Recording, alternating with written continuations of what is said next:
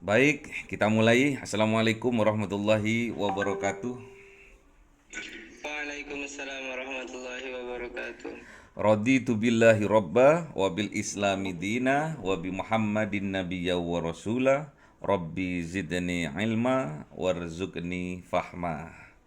Baik, bagaimana kabarnya anak-anakku, adik-adikku semua?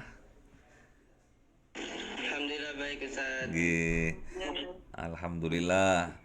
Kita memasuki pertemuan yang kedua, nggih. Alhamdulillah sehat Ustaz. Alhamdulillah, nggih. Masih ada berapa yang gabung ini? Masih ada 6 orang yang gabung. Apa perlu ditunggu atau dilanjut, nggih? Karena pertemuan yang kedua ini hanya menegaskan sekali lagi untuk kelompok ya. Untuk kelompok yang kemarin sudah diatur, udah di manajemen nih oleh Mbak Neneng ya kemarin. Sudah ditemukan satu kelompok, ada yang 3, ada yang 4 anak. Jadi terdiri dari 5 kelompok. Nanti dipertegas kelompok satu siapa, karena dalam satu kelompok itu ada 2 sesi pertemuan. Jadi dari 5 kelompok nantinya ada 10 sesi pertemuan yang akan datang. Jadi kita sudah lalui 2 sesi yang pertama, tinggal 10 sesi yang berikutnya. Ketambahan UTS sama UAS ya. Baik, untuk mempersingkat waktu karena sebentar lagi biasanya sudah adzan ya. Kita kebagian mepet-mepet adzan duhur. Kita langsung memasuki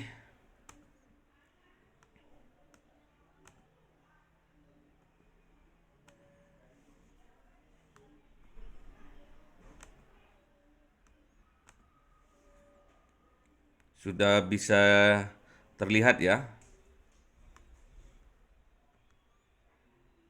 Sudah bisa terlihat belum? Sudah, Ustaz. Oke, Sudah baik. Ustaz. Kita masuk ke pertemuan kedua tentang mata kuliah Bahasa Indonesia. Kita akan masuk kepada subbab yang kedua, yaitu tentang sifat-sifat dari bahasa Indonesia itu sendiri.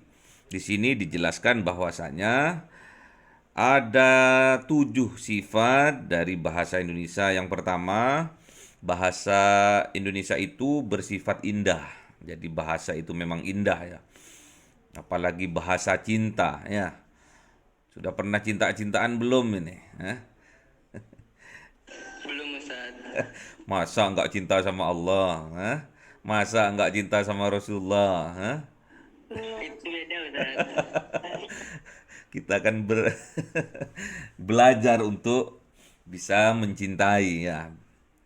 Yang kedua adalah bahasa Indonesia itu bersifat manusiawi. Dan yang ketiga, bahasa Indonesia itu bersifat produktif. Dan yang keempat, bahasa Indonesia itu bersifat dinamis. Dan yang kelima, bahasa Indonesia itu bersifat variatif. Dan yang keenam, bahasa Indonesia itu bersifat konvensional. Dan yang terakhir, yang ketujuh, yaitu bahasa Indonesia itu bersifat arbiter ya. Oke, kita masuki satu persatu makna dari sifat-sifat yang ada di dalam bahasa Indonesia. Yang pertama, yaitu bahasa itu indah. Bahasa itu sebetulnya cinta ya. Cinta sulit diungkapkan dengan kata-kata, cuma senang gitu ya, bahagia gitu ya. Apabila kita ada yang dicintai ya. Betul enggak ini emas-emasnya ini, ya? Ustadz-ustadznya ini, ya? Betul Ustaz. Betul. Kalau perempuan nggak bisa ditanya, Nanda, apakah Nanda mau menerima tunangannya Mas A? Diem aja, ya. Itulah perempuan, ya. Beda bahasa Indonesia atau bahasa itu memang cukup indah dan unik ya. Bahasa itu indah dan uniknya. Bagi siapa yang menggunakannya, laki-laki maupun perempuan itu beda ya. Tapi pada hakikatnya bahasa itu adalah bunyi ya. Bunyi seperti bunyi HP tatkala ada SMS ting dung. Ting dung itu apa ya? Bel ya. Bunyi bel. Kalau wiu wiu wiu wiu wiu, itu ambulan ya. Itu bahasa juga ya. Jika bunyi-bunyi itu disusun dengan cara memadukan bunyi-bunyi vokalnya atau juga konsonannya, akan menghasilkan keindahan yang tidak dimiliki oleh entitas non-bahasa.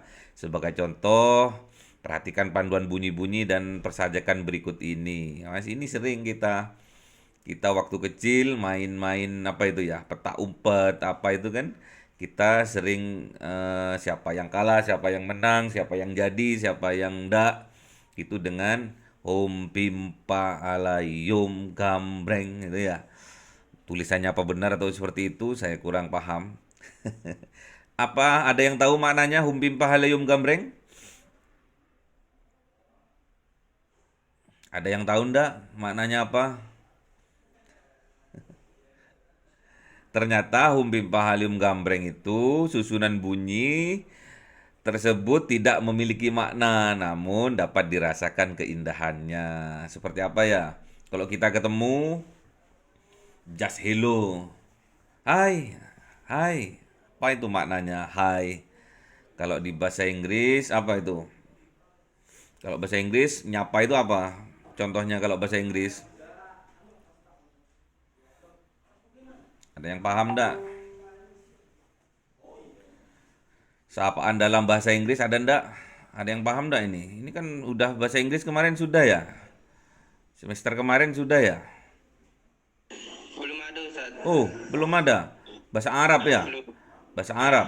Bapak pun baru semester ini Ustaz. Oh, belum ya. Berarti nanti bahasa Inggris dapat, bahasa Arab dapat, bahasa Indonesia dapat. Cuma 3 bahasa itu toh. Yang lain nggak ada ya? Belum tahu Ustaz. Belum tahu. Nanti siapa tahu ada bahasa Madura. Ya. Bahasa Jawa.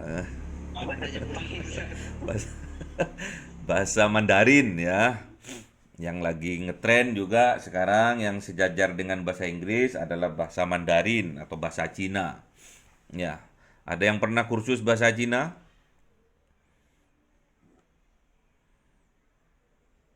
Ada. Nggak ada yang pernah kursus bahasa Mandarin. Nggak pernah Ustaz. Belum ya. Belum pernah. Oh, belum pernah. Jadi nggak ada yang mau jadi TKI ya. TKI tapi jangan TKI pembantu rumah tangga ya, tapi TKI yang profesional yang sesuai dengan keahlian masing-masing ya. Terus sifat, oh bukan, ini suruh baca dulu. Suruh baca, rasakan dan renungkanlah. Jadi ada sajak ini ya, ada peribahasa juga. Tahu pekerjaan tak baik, tetapi dikerjakan. Bukannya manusia, yaitulah setan. Nah, itu ya perumpamaan-perumpamaan seperti itu. Itu ada maknanya ya. Tahu pekerjaan tak baik tetapi dikerjakan. Maksudnya apa? Bukannya manusia yang udah tahu pekerjaan itu tidak baik masih dikerjakan ya. Itu setan katanya. Yang kedua, perkumpulan laki-laki dengan perempuan, disitulah setan punya jamuan. Jadi kalau bukan muhrimnya, berdua-duaan, itu yang ketiga adalah apa? Kok nggak ada yang jawab ini? Setan Ustaz. Nah, itu yang bunyi itu setan ya. Guyon ya. Bercanda. Yang ketiga, jika kamu bersifat dermawan, segala orang dapat kau tawan. Maksudnya apa? Setiap kita berbuat baik kepada orang, orang itu akhirnya akan jatuh cinta kepada kita. Kalau sudah orang itu jatuh cinta kepada kita, ibaratnya orang itu menjadi budak kita, tawanan kita. Man ahabba syai'an fahuwa abduhu. Siapa-siapa yang cinta kepada sesuatu, maka dia rela menjadi budaknya ya. Makanya kalau ada perempuan, nanti ada yang bilang, "Mbak, I love you." Nah, berarti orang itu, laki-laki itu udah siap jadi budaknya sampean ya. "Mbak, Neng, I love you.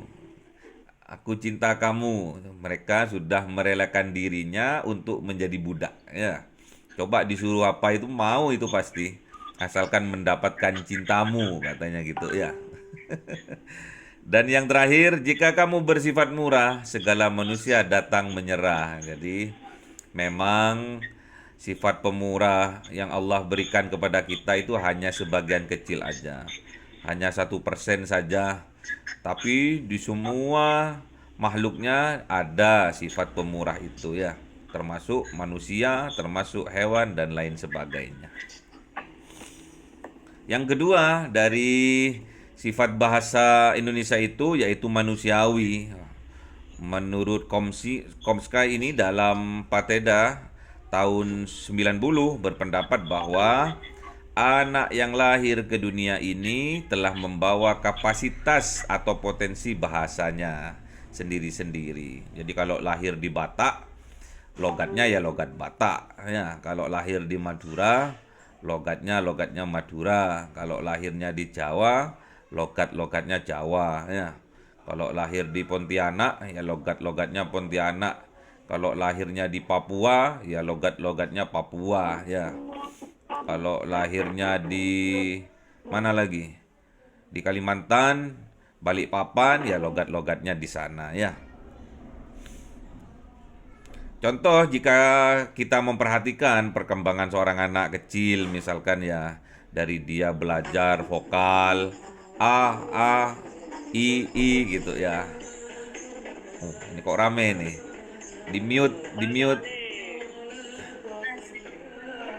Di mute Mas. Nah, di mute ya. Oke.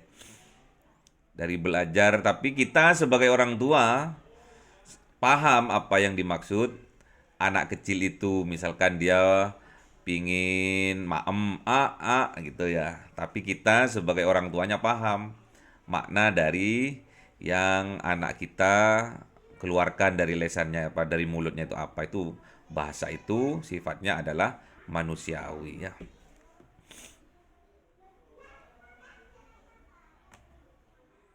Dan yang ketiga, bahasa Indonesia itu produktif, ya, selalu berkembang ya.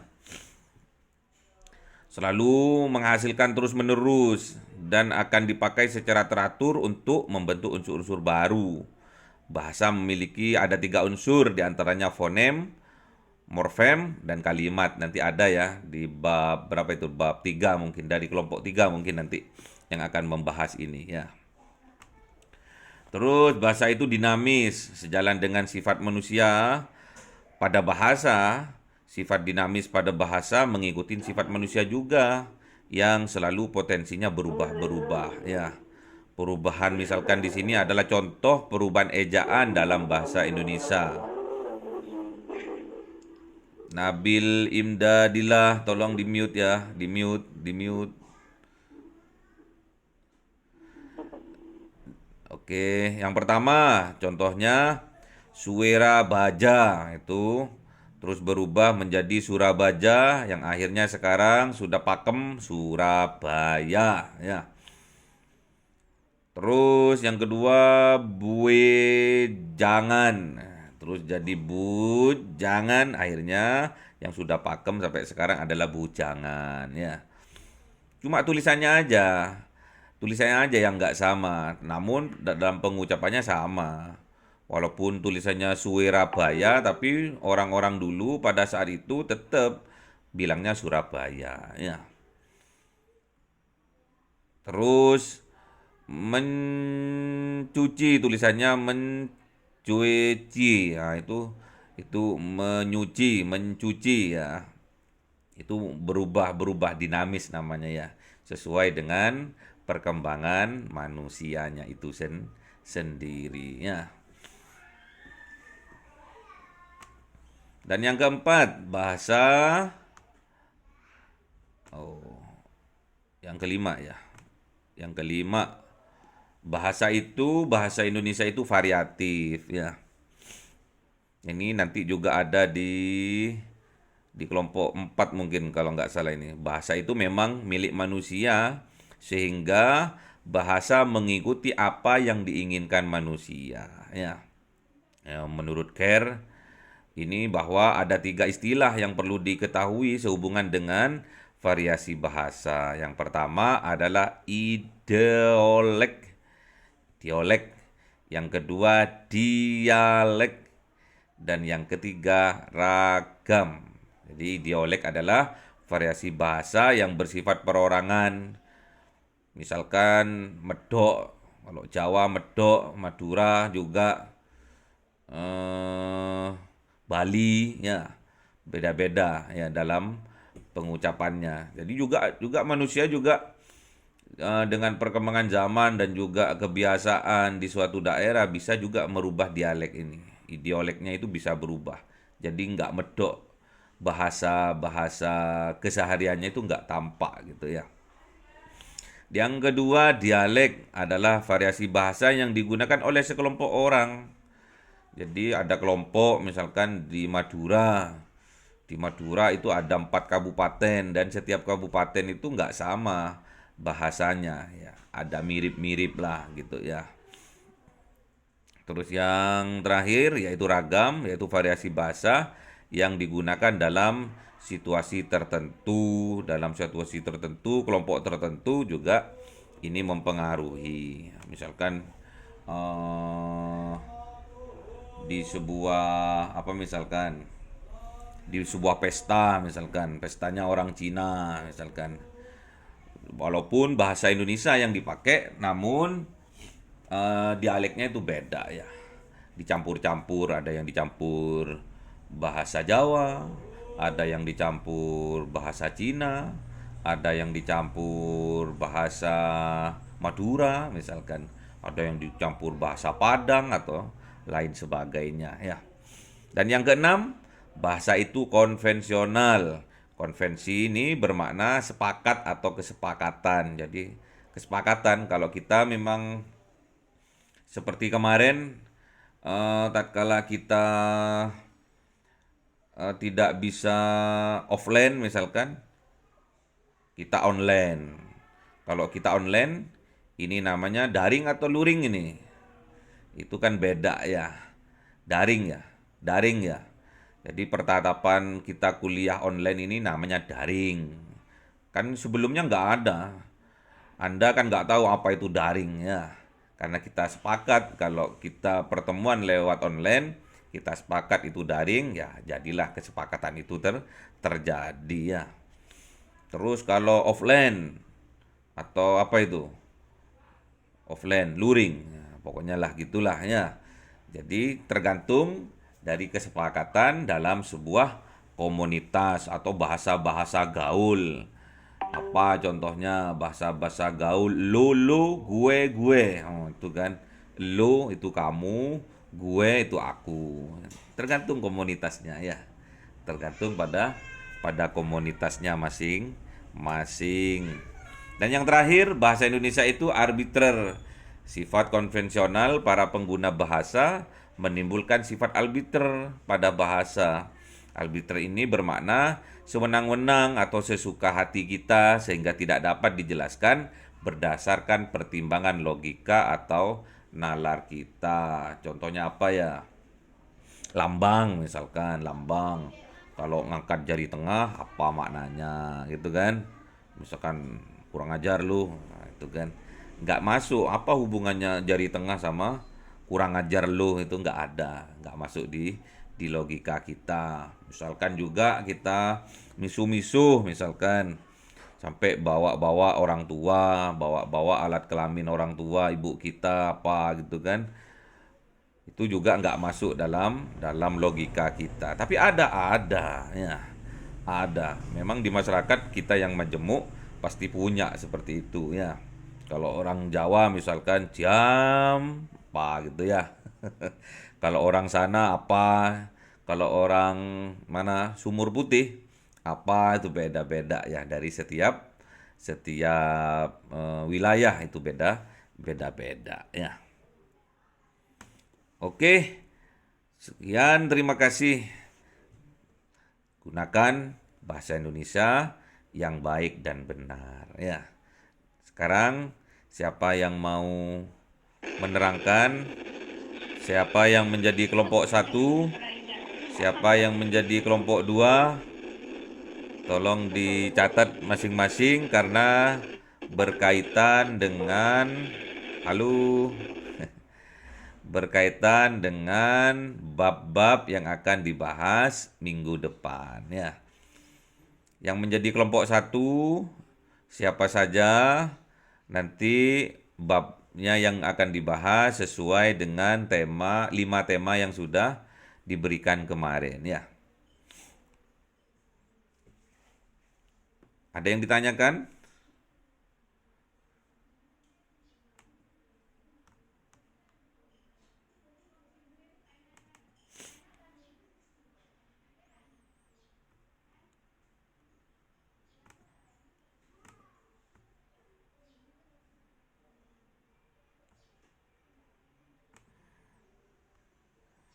Oke, ada yang ditanyakan? Kemarin tolong siapa Mbak yang sudah sudah ditunjuk berdasarkan kelompoknya masing-masing. Kita akan membagi materi yang akan kita bahas mulai dari minggu depan ya. Jadi kelompok satu, siapa kelompok satu? Kelompok satu siapa? Saya Sonia Rida Mila. Oke, kelompok satu catat baik-baik. Materi yang akan dibahas minggu depan adalah sebuah makalah atau artikel tentang struktur kalimat dalam bahasa Indonesia ya.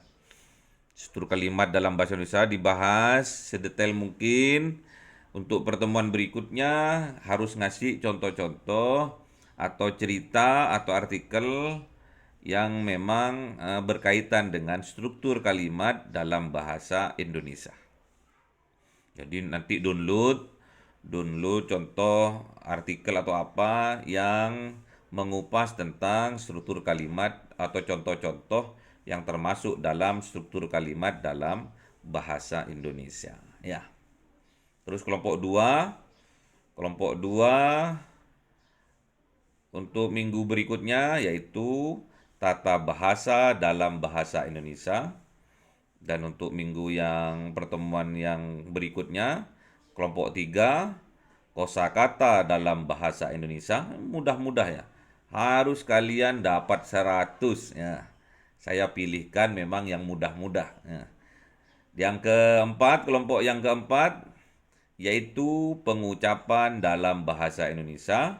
Yang kelima, pembentukan kata dalam bahasa Indonesia. Ini sangat mudah ya.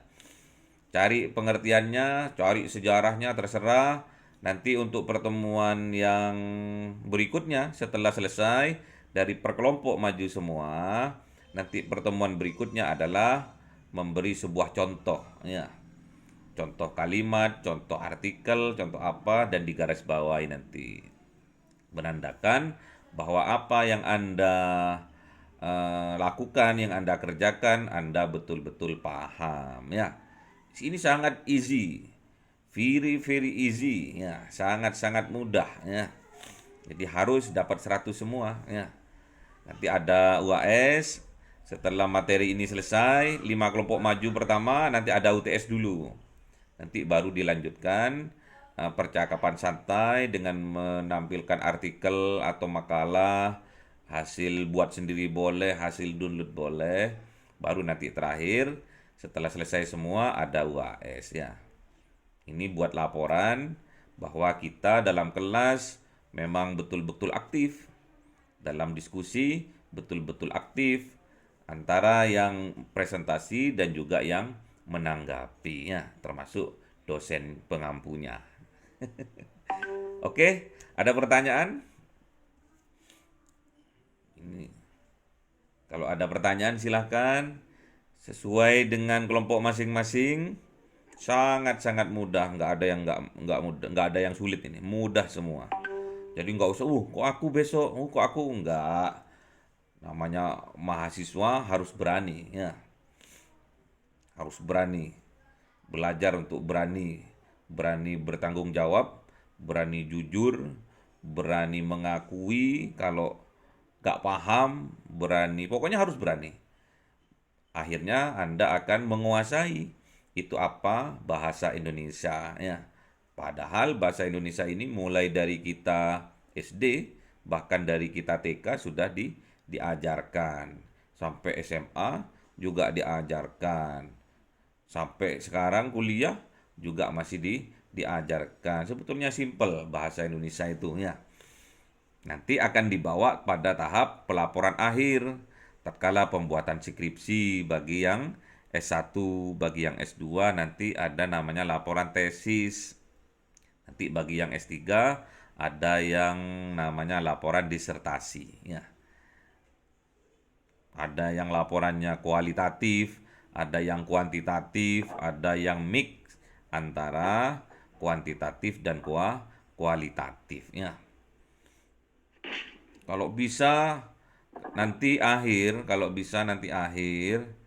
semester 7 atau semester 8 nantinya, kalau bisa kita bisa bertemu ya, bertemu sumbangan ya. Sumbangan nanti kita ke Pulau Jawa ya, biar tahu kampusnya di mana. Nanti kalau sudah nyampe di sini, dari pihak kampus yang akan memfasilitasi ya. Ada pertanyaan? Sudah jelas ya? Kelompoknya sudah jelas, kelompok 1, 2, 3, 4, 5 sesuai materi yang sudah terpampang di laptopnya masing-masing atau di HP-nya masing-masing ya. Untuk minggu depan tugasnya apa? Membuat apa? Makalah, Pak. Oke, membuat makalah tentang materi-materi yang sudah tersajikan itu. Nanti terakhir setelah UTS, nanti buat contoh-contoh, download makalah sebanyak-banyaknya, pahami. Habis itu dipresentasikan.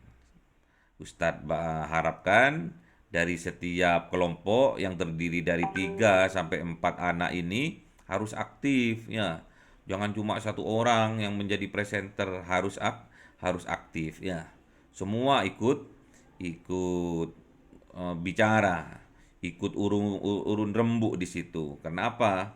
Nanti akan ketahuan apanya itu keaktifannya dalam satu kelompok. Yang itu yang akhirnya buat dasar dalam hilang ya enggak ya? Buat dasar dalam ini penilaian. Dan Ustadz harapkan nanti kalian semua dapat nilai 100 ya. Kalau 96 saya tetap kasih 100. Kalau 97 saya tetap kasih 100. Kalau 98 saya tetap kasih 100. Tapi kalau 92 saya kasih 90. Kalau 93 saya kasih 90 ya. Makanya jangan nanggung-nanggung ya, jadi mahasiswa sing tenanan kalau kata bahasa Jawanya ya, yang sungguhan ya. Paham ya? Ada yang ditanyakan? Jadi minggu depan presentasinya, Ustadz. Presentasi minggu depan kelompok 1 ya, kelompok 1. Terus kelompok 1 ini setelah UTS nantinya akan presentasi lagi untuk mendownload contoh-contoh atau artikel-artikel yang berkaitan dengan bab atau materi yang disajikan pada presentasi yang pertama kali ya. Paham ya? Paham ya? Presentasinya pakai PPT apa enggak, Pak? Boleh, PPT boleh. tapi lebih jos PPT ya. Jos. Berarti Anda tidak gapteknya. Apa gaptek itu? Apa gaptek? Gagap teknologi ya. Jadi bisa buat buat slide dengan berbagai macam bentuk variasi, bagus, luar biasa. Ada lagi yang ditanyakan?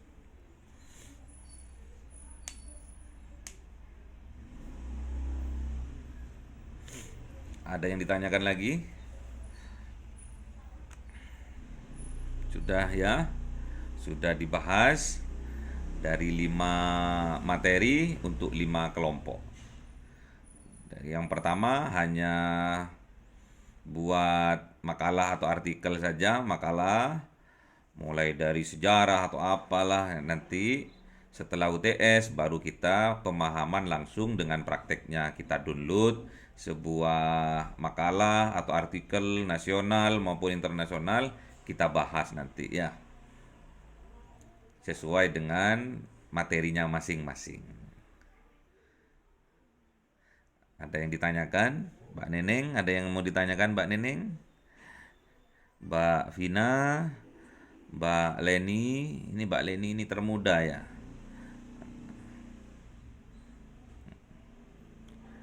Kalau dibilang muda langsung senyum ya. Karena wanita itu takut tua ya. Enggak usah takut tua itu ya. Banyak sekarang itu orang tua tapi sifatnya muda. Maksudnya sifatnya kekanak-kanakan ya. Nggih. Gak apa-apa, muda tapi wawasannya tua, wawasannya pengalamannya banyak. Itu luar biasa ya. Harus menjadi mahasiswa yang seperti itu. Karena apa? Tantangan Anda ke depan itu lebih berat dari tantangan kami sekarang ya. Dengan perubahan teknologi industri sekarang itu 5.0, 5 sekarang sudah. Kemarin masih 4.0, masih 4 kemarin. Sekarang sudah 5. Bahkan ntar lagi 6, 7. Harus lebih semangat lagi belajarnya ya. Lebih semangat lagi membaca, baik melalui modul, melalui buku atau melalui media sosial lainnya ya. Jangan Facebookan, jangan jangan WA-an, tapi yang lebih anulah, lebih diarahkan dalam pendidikannya dulu ya. Pembelajarannya dulu, mata kuliahnya dulu. Bukan cuma bahasa Indonesia ini, yang lain juga. Bahasa Arabnya juga harus seperti itu.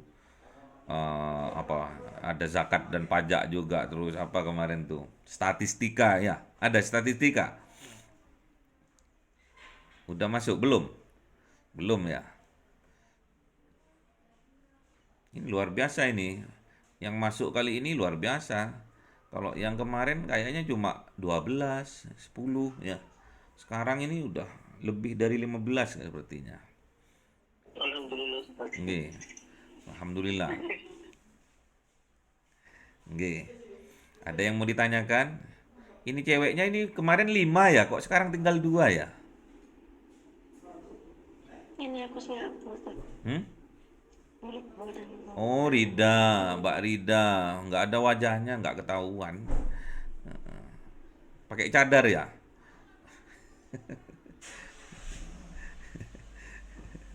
Nggih. Kalau Bercadar Ustaz. yang kelihatan muda itu Mbak Leni. Kalau yang kelihatan yang mirip boneka itu Mbak Vina. Itu boneka Barbie. Yang kelihatan sabar itu Mbak Neneng. Yang mirip jelangkung Ustaz, Hah? Fatkur. Mirip jelangkung. Itu bahasa apa jelangkung itu? Nggak ada di bahasa Indonesia itu jelangkung itu ya. Itu bagus itu, penemuan baru itu ya. Jelangkung. Di sini ada pesta ya. Kalau sadar mirip Pesta kecil-kecilan, datang tanpa diundang, pergi tanpa diantar. itu budaya Indonesia kan Ustaz, termaksud dari Iya, budaya Nggih, Indonesia itu. ya, budaya Indonesia, tapi budaya pulau mana itu Jelangkung itu, ha? Kalau Jawa Budaya budaya. itu sindel bolong, ya. Mungkin setiap tempat beda bahasa, beda arti. Kalau di Bali itu namanya leak, ya, leak. Cuma kepala, terus ada perutnya tok menggelantung itu, apa? Ususnya itu leak. Beda-beda. Beda budaya juga beda setannya.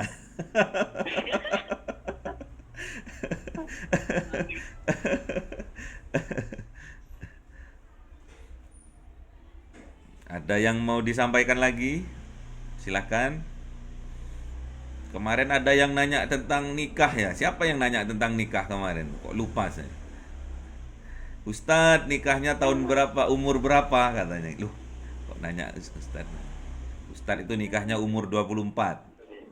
Ustaz, 24. bagaimana kalau menjadi seorang MC, Ustaz? Hmm? Menjadi seorang MC, bagaimana, Ustaz? MC? Caranya, cara biar kita tuh kelihatan bagus membawa acara. Oh. Banyak. Bagaimana? Banyak itu pedomannya. Tinggal buka YouTube aja. Belajar MC. Ada di situ. Yang penting kosa-kosa kata yang baru, yang gaul, tergantung ininya lah. Tergantung acaranya, apa acara resmi atau acara santai atau acara gaul atau apa, nanti disesuaikan ya. Kalau misalkan resmi, misalkan pernikahan, bahasa-bahasanya yang dipakai yang formal. Kalau pas temu reuni, bahasa-bahasa kita sendiri, bahasa gaul nggak apa-apa ya. Yang penting bagaimana acara itu bisa hidup ya. Ada perlu kita juk, perlu kita itu melawak, melucu, itu ada saatnya. Perlu kita itu juga menggojlok atau apa gitu kan.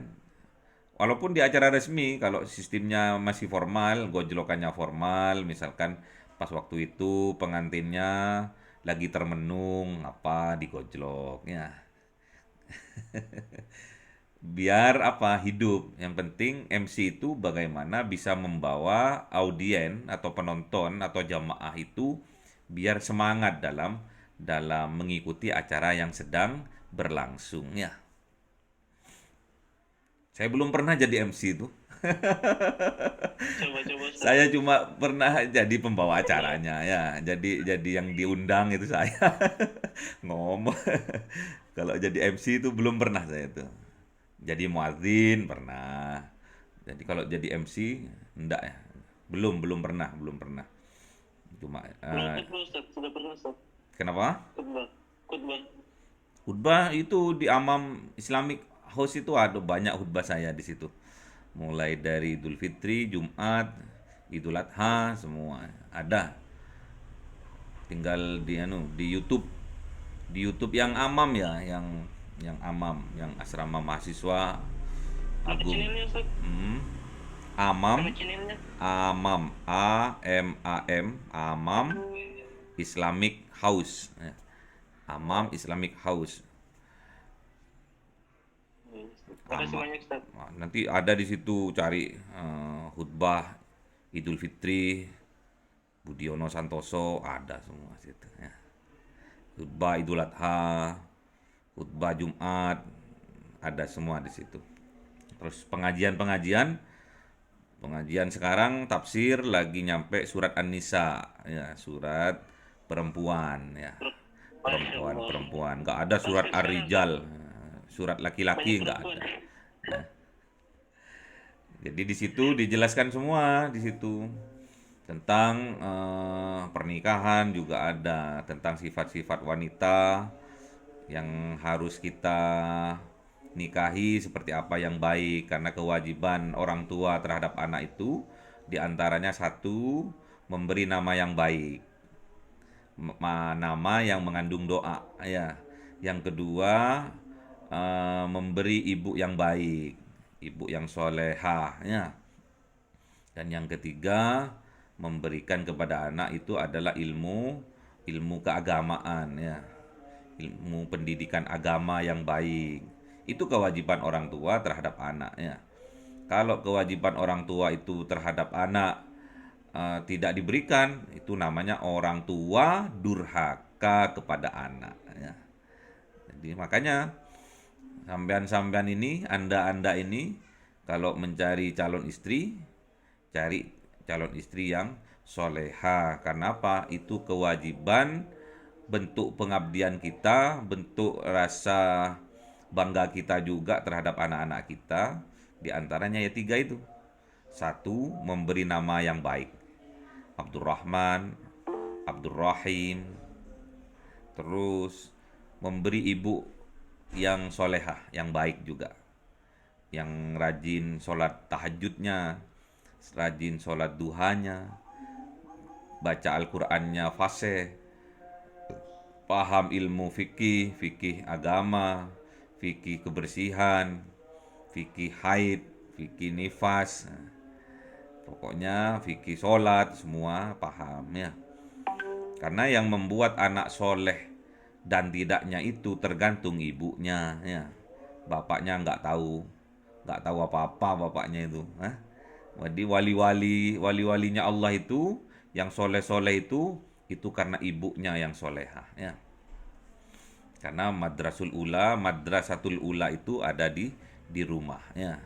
Yang menjadi gurunya adalah ibunya, umiknya, amanya ya. Yang menjadi gurunya, guru pertama kali sebelum dia diserahkan kepada lembaga pendidikan lain. Jadi madrasatul ula, madrasah pertama kali itu adalah di rumah. Pengajarnya ibunya, kalau ibunya nggak soleha. Nah, supaya mendapatkan ibu yang soleha, syaratnya suaminya harus soleh ya. Jadi klop nanti ya. Klop, bapaknya soleh, ibunya soleha, anaknya pasti juga soleh soleha. Yang penting soleh dalam spiritual, juga soleh dalam sosial. Maksudnya sudah agamanya bagus, sudah tauhidnya bagus, sudah ibadahnya bagus, ekonominya, bisnisnya juga hebat, menjadi orang yang kaya raya bermanfaat bagi sesama ya, dengan berinfak, bersedekah, berzakat. Itu kan tadi sudah dijelaskan tadi dalam bahasa itu kan. Seperti itu ya. Jadi harapannya dengan mengikuti pelajaran bahasa Indonesia ini, harapannya ke sana. Pergunakan bahasa Indonesia yang baik dan benar. Terus dalam menempuh perkuliahan di STIS Riyadul Jannah ini, harapannya Anda semua ini menjadi mahasiswa yang soleh spiritualnya, juga soleh sosialnya. Jadi dikaya rayakan oleh Allah, tapi kaya raya yang barokah ya. Tidak dihambur-hamburkan kemana-mana, tapi bermanfaat ya, bagi sesama, bagi negara juga seperti itu ya.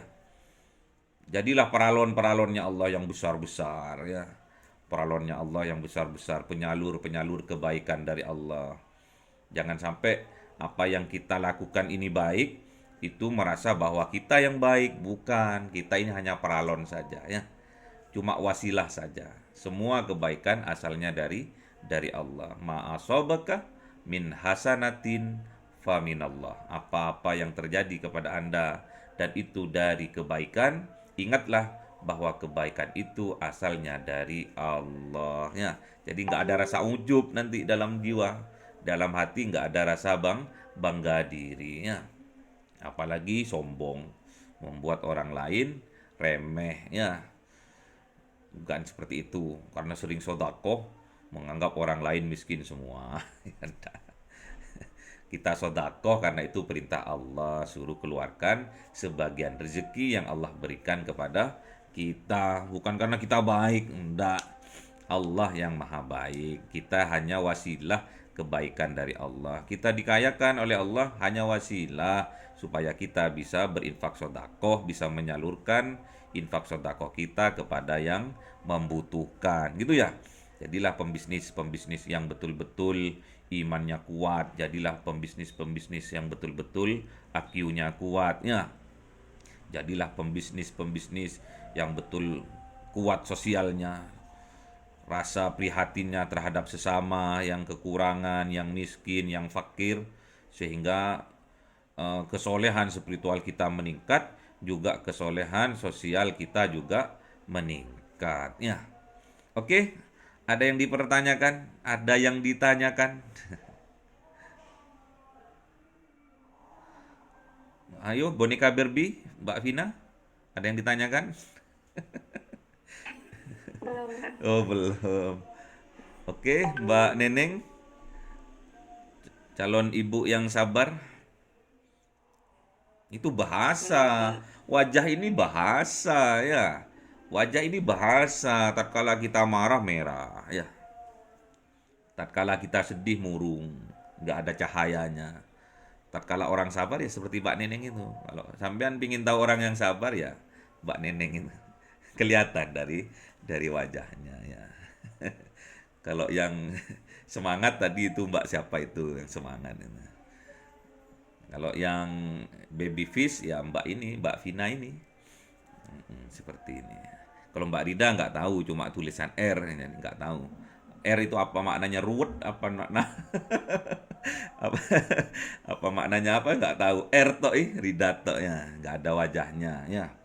Oke, kita tutup pertemuan kali ini. Semoga apa yang kita sampaikan, yang kita bicarakan dari awal sampai akhir dijadikan, ditulis oleh Allah menjadi ilmu yang barokah, manfaat dari dunia sampai akhirat, menyelamatkan kita dari dunia sampai akhirat, mensukseskan kita dari dunia sampai akhirat, membahagiakan kita dari dunia sampai akhirat, menyelamatkan kita dari dunia sampai akhirat, juga orang tua kita, juga saudara-saudara kita pada umumnya, yaitu umat Kanjeng Nabi Muhammad sallallahu alaihi wasallam. Kita tutup dengan kafaratul majelis. Subhanakallahumma wa bihamdika asyhadu an la ilaha illa anta astaghfiruka wa atubu ilaik. Sampai jumpa minggu depan. Tetap semangat. Assalamualaikum warahmatullahi wabarakatuh. Waalaikumsalam warahmatullahi wabarakatuh. Nggih, Ustadz live dulu nggih, nggih. Makasih.